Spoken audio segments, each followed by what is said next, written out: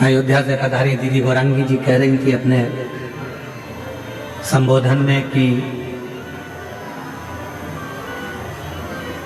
मेरे भी माता पिता हैं और मैं भी एक माता पिता की बेटी हूं।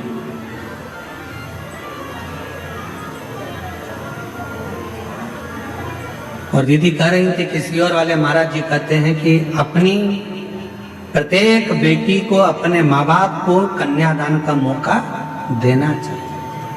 मैं दीदी से कहना चाहूंगा ये कन्यादान का मौका कब मिलेगा? जब माता पिता अपनी बेटी को श्रेष्ठ संस्कार देना प्रारंभ करेंगे तो वो कन्यादान का मौका अवश्य है। हम मना नहीं करेंगे यार कि आप खूब अच्छे कॉलेज में बेटियों को पढ़ाओ। हमारी दिली तमन्ना होती है, हमारी खुद की इच्छा होती है कि अच्छे कॉलेज में बेटी पढ़े, अच्छी एजुकेशन करे, बड़े से बड़े शहर में रहे, सब कुछ अच्छी नौकरी करे, अच्छी जॉब करे। पर मेरा बेटियों से निवेदन है, इस संसार सागर में बहुत लोग मिलेंगे पर तुम्हारे माता पिता जैसा दुनिया में कोई नहीं मिलेगा जो तेरे लिए हमेशा हित ही चाहते हैं, अहित नहीं। सब मिलेंगे, कोई अपना फायदा। अभी जैसे वो बहन ने लिखा, एक व्यक्ति आया कि तुम्हारी दुकान जल गई, तुम 25 लाख रुपए दे दो मेरे को, मैं तुम्हारी दुकान में माल मंगवा कर भेज दूंगा। पति तो पहले से इसमें पड़े सो तो कहाँ करे, 25 लाख ले गया, मोबाइल बंद कर बैठ। ऐसे ढेर मिलेंगे जो तुम्हारा केवल उपयोग करेंगे, थोड़ा धन दिखाएंगे, थोड़ा शरीर दिखाएंगे, थोड़ा वैभव दिखाएंगे और तुम्हें गलत संगति में विकृतियों में लेकर जाएंगे। और एक दिन जब पूर्ण तरह से तुम उसके चुंगल में आ गए, फिर वो तुम्हें बर्बाद कर कर एक दिन मारकर टुकड़े कर कर अटैची में भरकर फेंक देंगे। बहुत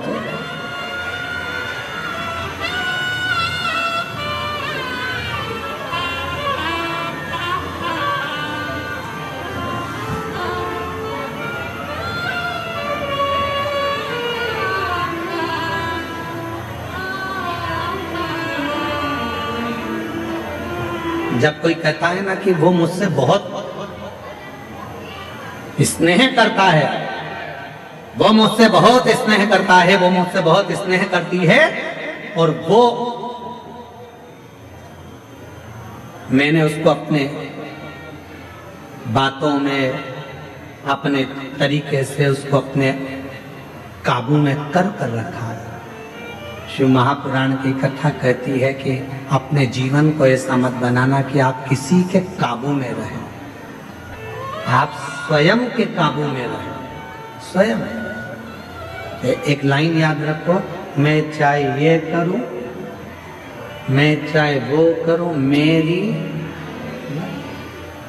कोई तुमसे कहे कि मंदिर मत जाओ, मुझे पैदा करने वाले मेरे माँ बाप हैं, मुझे पढ़ाने वाले मेरे माँ बाप हैं। कोई तुमसे कहे कि तुम मंदिर मत जाओ, कोई तुमसे कहे शिव पुराण में मत जाओ, कोई तुमसे कहे शंकर का भजन मत करो, कोई तुमसे कहे बाबा वैद्यनाथ का दर्शन करने मत जाओ, कोई तुमसे कहे कहाँ इनके चक्कर में पड़ी हो, क्यों बाबा उनके चक्कर में पड़ी हो, क्यों कथावाचकों के चक्कर में पड़ी हो, क्यों सीवर वाले महाराज के चक्कर में पड़ी हो, क्यों शंकर के मंदिर में जा रही हो, क्यों पशुपति व्रत कर रही हो, क्यों दरवाजे पर श्री शिवाय नमस्तुभ्यम लगा रही हो।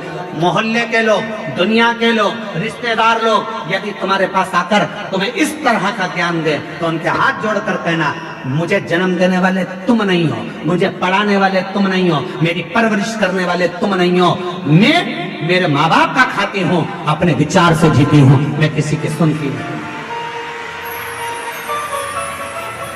क्यों सुने हम, क्यों विचार करें?